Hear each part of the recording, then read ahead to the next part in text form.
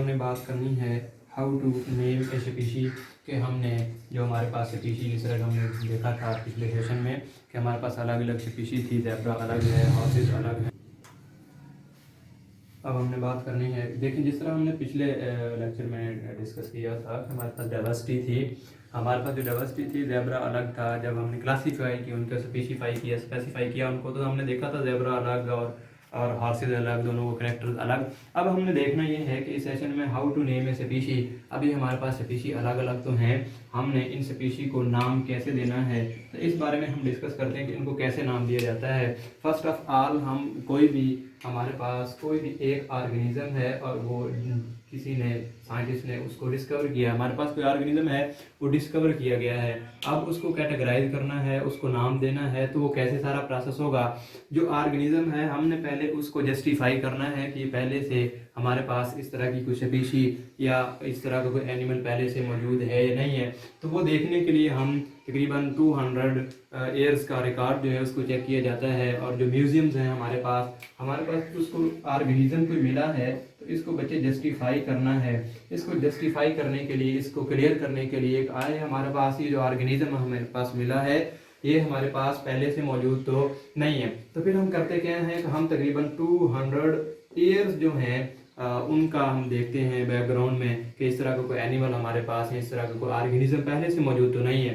तो फिर हम ये बात करते हैं कि फिर हमने उसको देखा, फिर हम म्यूजियम्स वगैरह को भी स्टडी करते हैं कि हमारे पास ये कोई म्यूजियम्स वगैरह में इसका कोई स्पेसिमेन ना पड़ा हो। फिर हम देखते हैं कि हम अब हमारे पास 200 साल के रिकॉर्ड में भी नहीं है, म्यूजियम में भी नहीं है, तो फिर हम उसकी मॉर्फोलॉजी को देखते हैं। हम क्या करते हैं कि फिर हमने उसका क्या करना है, मॉर्फोलॉजी को स्टडी करना है। जो भी हमारे पास मिला है, हमें कोई भी ऑर्गेनिज्म जो है उसकी हमने मॉर्फोलॉजी को स्टडी करना है। हम मॉर्फोलॉजी के हमारे पास उसकी जो हमारे पास एक्सटर्नल अपीयरेंस है, एक्सटर्नल अपीयरेंस देखना है कि उसकी मॉर्फोलॉजी जो है वो किसी से मिलती जुलती तो नहीं है। तो फिर हम देखते हैं कि हमने अगर ज़रूरत पड़ेगी तो हम इसकी इंटरनल मॉर्फोलॉजी भी देखते हैं।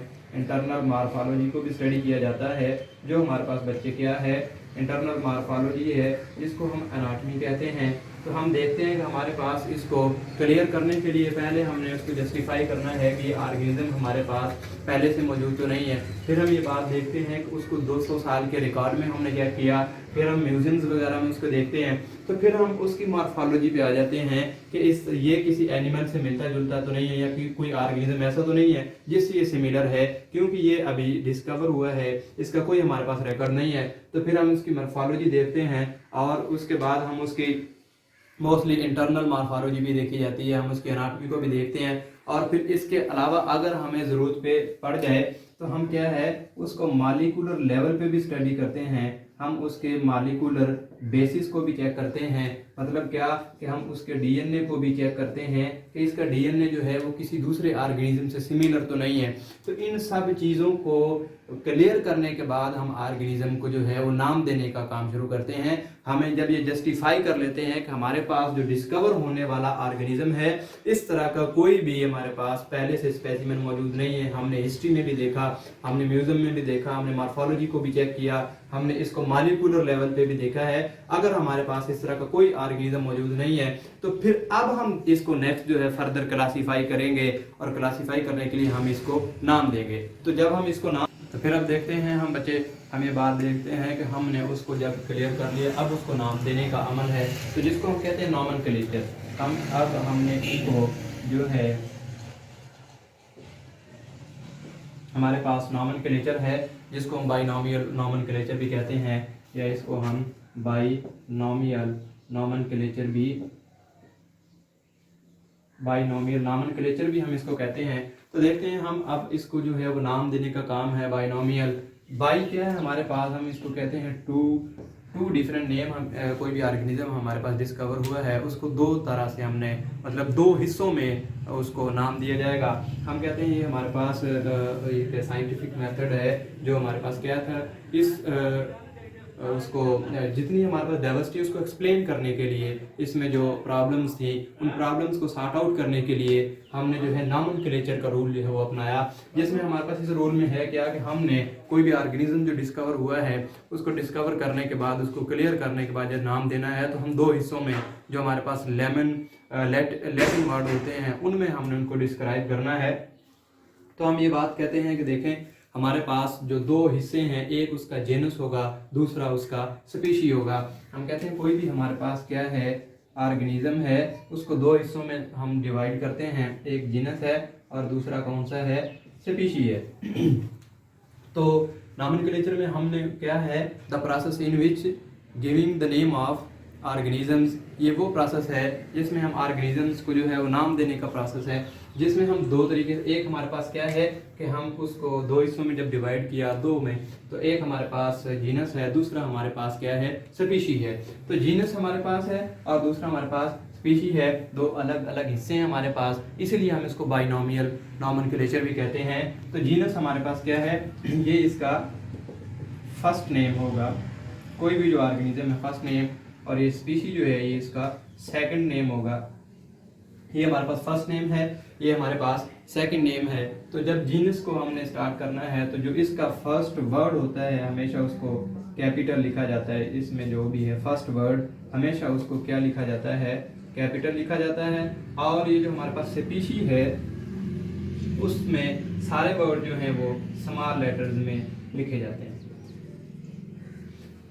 और इनको लिखने के हमारे पास दो प्रोसेस हैं, या तो हम इनको लिख के, एक तो हमारे पास मेथड ये है कि हमने इनको इटैलिक लैंग्वेज में लिखना है। अगर हम उनको इटैलिक लैंग्वेज में नहीं लिख पाते तो फिर हम उनको जो हमारे साइंटिफिक नेम हैं उनको अंडरलाइन कर दिया जाता है। इस तरह से हमारा जो बाइनोमियल नॉमेनक्लेचर है, नाम देने का जो सिलसिला है वो कंप्लीट हो जाता है।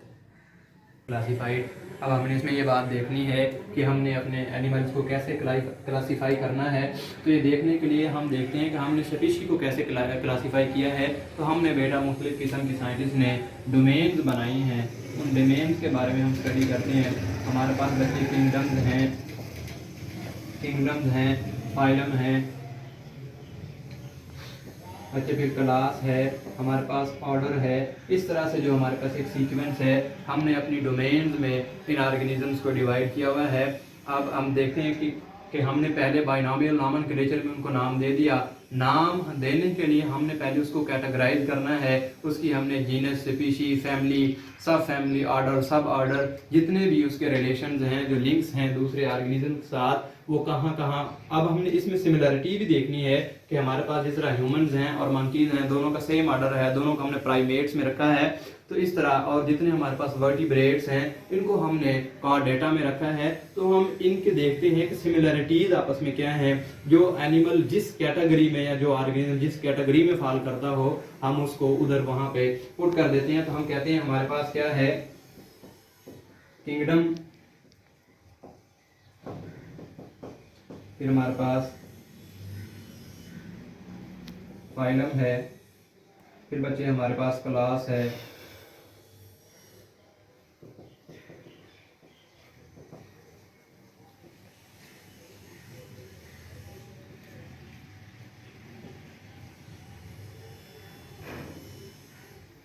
असल में वो डोमेन जो है हमारे पास, वो डोमेन हमारे पास ये है कि हमने पहले ऑर्गेनिज्म को कैसे कैसे डिफाइन करना है। नाम देने के लिए हमने उसकी सबसे पहले स्पीशी को कैटेगराइज करना है। स्पीशी को कैटेगराइज करने के लिए हम पहले पढ़ चुके हैं कि किस तरह हम एक स्पीशी को आइडेंटिफाई करते हैं। जब हमारे पास स्पीशी आइडेंटिफाई हो जाएगी तो फिर हमने देखना है कि इसकी सिमिलर स्पीशी जिसमें सिमिलर कैरेक्टर्स वगैरह थे वो किस ऑर्डर, वो हमारे पास और भी बहुत सारे इस तरह के ऑर्गेनिजम्स होंगे। फिर हमारे पास ऐसा हो सकती है, और एक ये बात मैंडेटरी है कि स्पीशी सिर्फ एक ही हो सकती है। जीनस 2, 3, 4, 5 जो स्पीशी हैं उनकी सेम हो सकती है, लेकिन स्पीशी हमेशा हर उसकी स्पीशी की अलग होगी जो उसको आइडेंटिफाई करवाती है। जीनस जो है वो जीनस में हम 2, 4, 10, 20 या मतलब ग्रुप ऑफ स्पीशी आ सकता है जीनस में। तो सबसे जो हमारा पहला स्टेप है हम क्या करते हैं कि ऑर्गेनिज्म हमने जो भी लिया है, जो भी हमारा स्पेसिमेन है, उस स्पेसिमेन को हमने उसके लिए एक स्पेशी हमने जो है आइडेंटिफाई की। उसके बाद जो नेक्स्ट स्टेप है, हमने उसको उसकी सिमिलर टाइप की स्पीशीज़ का जो ग्रुप, जो जीनस है, उसमें पुट करवा दिया। फिर हम क्या है, जीनस के बाद उसकी फैमिली को डिनोमिनेट करवाते हैं, और जब हमारे पास फैमिली हमारे पास आ गई, फिर हम उसके लिए एक ऑर्डर जो है कि वो किस तरह, कौन से ऑर्डर से बिलोंग करता है। जिस तरह humans and monkeys belong to same order primates, इसी तरह फिर हम उनकी एक क्लास भी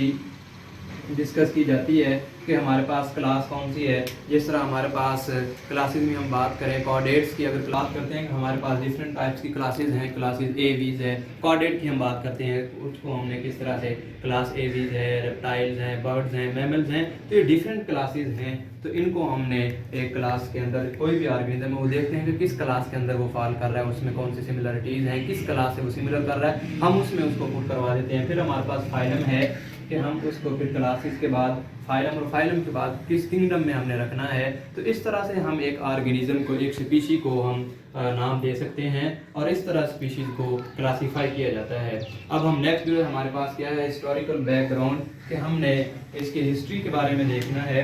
तो जब हम इस हिस्ट्री के बारे में देखते हैं, तो हमारे पास टेक्सानोमी जो है ये मॉडर्न सब्जेक्ट नहीं है हमारे पास, क्योंकि देखें हमारे पास जो नेचर है, जो लाइफ है, जो डाइवर्सिटी है, वो तो बहुत पुरानी है। तो हम ये बात करते हैं कि जब हिस्ट्री की बात करें तो हम उन लोगों की बात करते हैं जो नियर टू नेचर ज़्यादा थे। ठीक है, हमारे पास जो वो लोग टेक्सानोमी को ज़्यादा बेहतर समझते थे, जो नियर टू नेचर, जो फॉरेस्ट में और इस तरह की जहाँ पे जंगलों में, और जहाँ पे ज़्यादा जो हमारे पास जो फाना और फ्लोरा पाया जाता था, वहाँ पे जो लोग रहने वाले थे, तो वो इसको ज़्यादा बेहतर समझ सकते थे। लेकिन हमारे पास इसको कैटेगराइज करने के लिए एक तो वो लोग थे जो नियर टू नेचर रहते थे, दूसरा हमारे पास अरिस्टोटल है। अरिस्टोटल जो था, इसके हम कहते हैं ये फर्स्ट जनरलाइजर हमारे पास साइंटिस्ट था, जिसने सबसे पहले क्लासीफाई करना शुरू किया ऑर्गेनिजम्स को, और इसने बहुत से ऑर्गेनिजम्स को क्लासीफाई किया। और इसने जब ये उस पे एक आइलैंड पे गया था, आइजोबॉस में, तो वहाँ पे जाके इसने स्टे किया, वहाँ पे जाके ऑब्जर्व किया लोगों को जो नियर टू नेचर रहते थे। तो फिर वहाँ पे जब इसने ऑब्जर्व किया, तो फिर वहाँ से जो शेयर्ड करेक्टर थे, जो सिमिलरिटीज़ थी, और लोगों को देखा कि वो किस तरह वहाँ पे ऑर्गेनिजम्स को डिफाइन करते थे।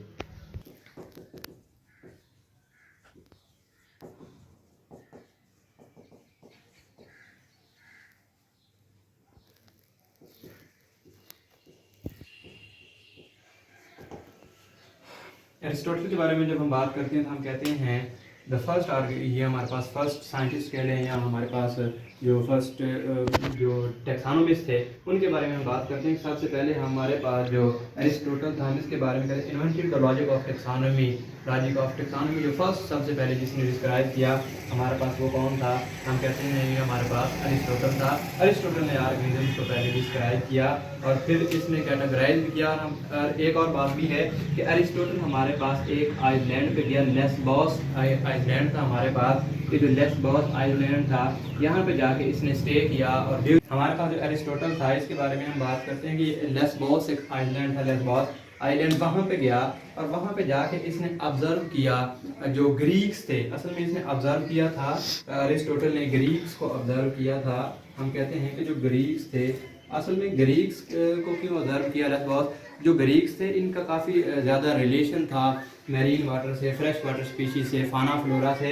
हम कहते हैं कि हमारे पास जो ग्रीक थे ये सी से, मैरीन वाटर से, हमारे पास जो फ्रेश वाटर है, मैरीन वाटर, फ्रेश वाटर, फिर हमारे पास बचे जो फॉरेस्ट हैं, यानी कि ये जो सबसे ज़्यादा नेचर के करीब थे, दे बिलोंग टू नेचर, और नेचर के करीब थे, नेचर क्लोज थे, नियर टू उसके नेचर थे, या नेचर के क्लोज बिल्कुल रहते थे। तो इन्होंने काफ़ी ज़्यादा जो है टैक्सोनॉमी के बारे में या एनिमल्स को नाम देने के बारे में काफ़ी कुछ जानते थे। तो अरिस्टोटल ने लेस्बोस पे असल में ग्रीक्स को जो है स्टडी किया, इनको ऑब्जर्व किया।